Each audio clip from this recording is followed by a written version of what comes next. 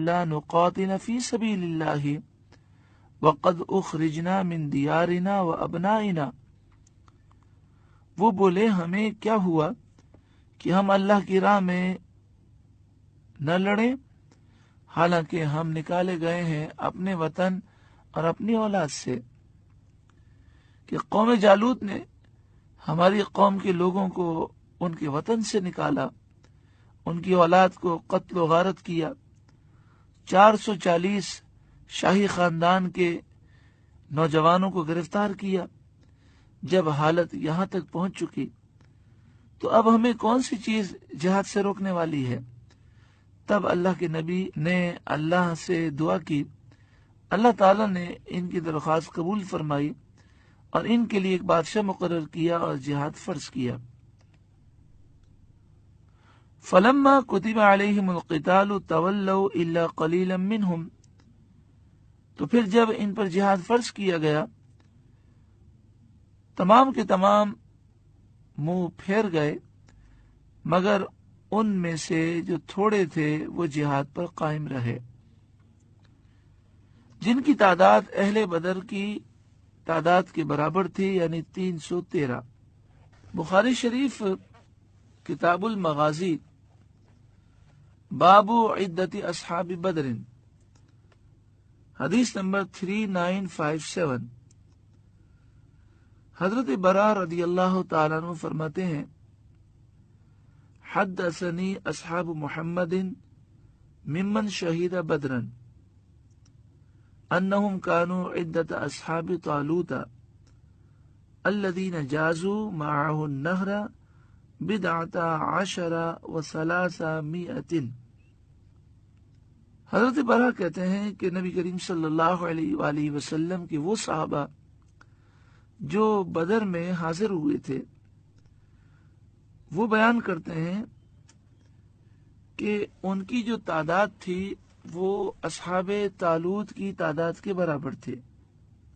حضرت طالوت رضی اللہ تعالیٰ عنہ کے ساتھ جو لوگ نہر کے پار ہوئے ان کی تعداد 310 اور کچھ تھی، یعنی 313 تھی۔ تو حضرت براء کہتے ہیں کہ صحابہ کرام اس طرح کا ذکر فرماتے، اس سے معلوم ہوا کہ بدر میں جو شریک ہوئے وہ بھی 313 تھے، اور جو حضرت طالوت رضی اللہ تعالیٰ عنہ کے ساتھ تھے اور جنہوں نے جہاد کیا وہ بھی 313 تھے۔ قال البراء واللہ ما جاوز معه النہر الا مؤمن، اللہ کی قسم نہر کے پار جہاد کرنے کے لیے وہی گئے تھے جو مومن تھے۔ اس طرح کی روایت بھی ہے کہ بدر کے موقع پر صحابہ آپس میں گفتگو کرنے لگے کہ آج ہماری وہی تعداد ہے کہ جو تعداد حضرت طالوت کے ساتھ جہاد کرنے والوں کے ساتھ تھی، جس طرح اللہ نے انہیں فتح دی اللہ ہمیں بھی فتح عطا فرمائے گا، اور ایسا ہی ہوا۔ اللہ تعالیٰ نے اہل بدر کو فتح عطا فرمائی اور مسلمان اس میں کامیاب ہوئے۔ اگے ارشاد فرمایا واللہ علیم بالظالمین، اور اللہ ظالموں کو خوب جانتا ہے۔ وقال لهم نبیہم ان اللہ قد بعث لکم طالوت ملکا، اور ان سے ان کے نبی نے فرمایا بے شک اللہ نے طالوت کو تمہارا بادشاہ بنا کر بھیجا ہے۔ طالوت حضرت یعقوب علیہ السلام کے بیٹے بنیامین کی اولاد سے تھے۔ آپ کا نام طالوت اس لیے رکھا گیا کہ آپ کی قامت یعنی آپ کا قد بہت زیادہ طویل تھا۔ حضرت اشمویل علیہ السلام کو اللہ تعالیٰ کی طرف سے ایک عصا ملا تھا اور بتایا گیا تھا کہ جو شخص تمہاری قوم کا بادشاہ ہوگا اس کا قد اس عصے کے برابر ہوگا۔ آپ نے اس عصے سے طالوت کا قد ناپ کر فرمایا کہ میں تم کو بحکم الہی بنی اسرائیل کا بادشاہ مقرر کرتا ہوں، اور بنی اسرائیل سے فرمایا کہ اللہ تعالیٰ نے طالوت کو تمہارا بادشاہ بنا کر بھیجا ہے۔ قالو، وہ بولے انا یکون لہ الملک علینا ونحن احق بالملک منہ، اسے ہم پر بادشاہی کیوں کر ہوگی اور ہم اس سے زیادہ سلطنت کے مستحق ہیں۔ وَلَمْ يُؤْتَ سَعَةً مِّنَ الْمَالِ، اور اسے مال میں بھی وسعت نہیں دی گئی۔ بنی اسرائیل کے سرداروں نے اپنے نبی حضرت اشمویل علیہ السلام سے کہا کہ نبوت کا قاعدہ تو یہ ہے کہ حضرت یعقوب علیہ السلام کے بیٹے لاوا کی اولاد میں چلی آتی ہے۔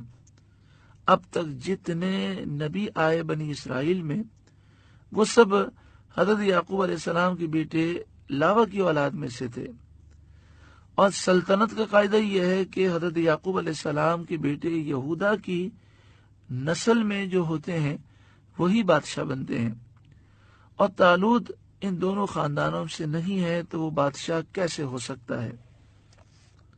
اور دوسرا انہوں نے اعتراض یہ کیا کہ وہ غریب شخص ہے، بادشاہ کو تو مالدار ہونا چاہیے، صاحب مال ہونا چاہیے۔ قولا، نبی علیہ السلام نے فرمایا، ان اللہ اصطفاہ علیکم، اسے اللہ نے تم پر چن لیا۔ یعنی سلطنت کوئی ورثہ نہیں کہ کسی نسل و خاندان کے ساتھ خاص ہو، یہ محض اللہ رب العالمین کا فضل ہے۔ حضرت علامہ صدر الافاضل نعیم الدین مراد